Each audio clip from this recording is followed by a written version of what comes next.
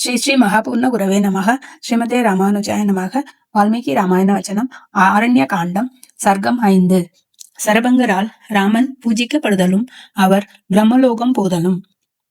ராமன் விராதனை கொன்ற பிறகு சீதையை ஆலிங்கனம் செய்து நல்ல வார்த்தைகளால் சமாதானப்படுத்தி லக்ஷ்மணனுடன் கூடியவனாய் சரபங்க முனிவரின் ஆசிரமத்தை நோக்கி சென்றனன். அம்முனிவரின் சமீபத்தில் ராமன் தேவதைகளால் சூழப்பெற்ற தேவேந்திரனை கண்டனன். ஆசிரமத்தின் சமீபத்தில் பச்சை குதிரைகள் பூட்டப்பெற்ற இந்திரனுடைய ரதத்தை கண்டனன். இந்திரனது வெண்குற்ற குடையையும் இந்திரனது சிரசின் மேல் சாமரங்களை வீசிக்கொண்டிருந்த உத்தம வனிதைகளையும் கண்டனன். கந்தர்வர்களும் தேவதைகளும் சித்தர்களும் பரம ரிஷிகளும் வேத வாக்கியங்களால் தேவேந்திரனை ஸ்தோத்திரம் செய்து கொண்டிருந்தனர். இவற்றையெல்லாம் கண்ணுற்ற ராமன் லக்ஷ்மணனை நோக்கி, லக்ஷ்மணா, பிடிப்பில்லாத ஆகாயத்தில் ஒளியுடன் பிரகாசிக்கிற தேரை பார். இந்திரனது குதிரைகளைப் போல் தோன்றும் அக்குதிரைகளை கவனி. அந்த ரதத்தை சுற்றி மிகுந்த அழகும் காந்தியும் யவ்வனமும் நிறைந்த தேவதைகள் 100 நிற்கிறார்களே. லக்ஷ்மணா, நீ சீதையோடு கூட கொஞ்சம் நேரம் இருப்பாயாக. நான் சென்று அங்கு இருக்கும் மகா புருஷனை யாரென்று தெரிந்து கொண்டு வருகிறேன் என்று கூறி சரபங்கரது ஆசிரமத்தை குறித்து சென்றனன். அச்சமயம் இந்திரன் சரபங்கரிடம் ஏகாந்தமாய், இதோ ராமன் வருகின்றனன். இவன் இப்பொழுது என்னை பார்க்கலாகாது. இவன் சத்துருக்களை தொலைத்து தேவதைகளின் காரியத்தை சாதித்த பின்பு சீக்கிரத்திலேயே பார்க்க போகிறேன். மேலும் அவன் பிரதிஜையை நிறைவேற்றிய பின்பே என்னை பார்க்க வேண்டும். இவன் ஒருவராலும் எல்லளவும் செய்ய முடியாததான ஒரு பெரிய காரியத்தை செய்ய வேண்டியிருக்கிறதல்லவா?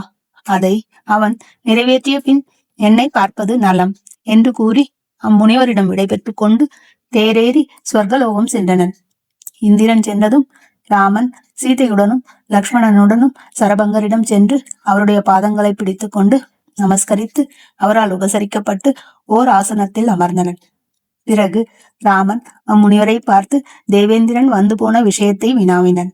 சரபங்கர், ராமா, நான் செய்த கடும் தவத்தினால் தேவேந்திரன் வெல்லப்பட்டு பிரம்மலோகத்திற்கு என்னை அழைத்து கொண்டு போக விரும்புகின்றனன். நான் சமீபத்தில் நீ வந்திருப்பதை அறிந்து உன்னை பாராமல் போகலாகாதென்று பிரம்மலோகத்திற்கு போகாமல் இருக்கின்றனன். புருஷ திலகனை, நான் இதுவரை சம்பாதித்திருக்கும் பிரம்மலோகத்தையும் ஸ்வர்கலோகத்தையும் அழிவில்லாத மேலான போக பிரதேசங்களையும் உனக்கு அர்ப்பணம் செய்கிறேன், அங்கீகரிக்க வேண்டும் என்றனர். ராமன் அம்முனிவருடைய வார்த்தைகளால் சந்தோஷித்து, மாமுனியே, நீர் அர்ப்பணம் செய்த லோகங்களையெல்லாம் அங்கீகரிக்கின்றனன். நான் இக்காட்டில் சுகமாக வசிக்கத்தக்க ஓரிடம் காட்டிக் கொடுக்குமாறு வேண்டுகிறேன் என்றனன். சரபங்கர், ராமா, இவ்வனத்தின் சமீபத்தில் சுதீக்ஷ்ணர் என்னும் மாமுனிவர் இருக்கின்றனர். நீ அவரிடம் செல்வாயாக. அவர் உனக்கு சௌகரியமான இடத்தை ஏற்பாடு செய்வார் என்று கூறி அவரிடம் செல்லும் மார்க்கத்தை காட்டினதுடன், ராமா, கொஞ்சம் நின்று கொண்டு என்னை பார்த்து கொண்டிரு. சர்ப்பம் தோலை உரிப்பது போல் நான் இந்த மானிட சரீரத்தை விரிகின்றேன் என்று சொல்லி அங்கு எரிந்து கொண்டிருந்த ஓமாக்னியில் பிரம்ம வேத மந்திரங்களை ஜபித்துக் கொண்டு பிரவேசித்தனர். பிறகு அச்சரபங்கர் 30 வயதுள்ள குமாரனாய் அவ்வக்னியினின்றும் எழுந்திருந்து பிரம்மலோகத்திற்கு போயினர். பிரம்மதேவரும் அவரை வரவேற்று சந்தோஷித்தனர். அதிசயத்தை ராமாதிகள் நோக்கி வியந்தனர். ராமன் கதை கேளுங்கள், ஸ்ரீ ரகுராமன் கதை கேளுங்கள்,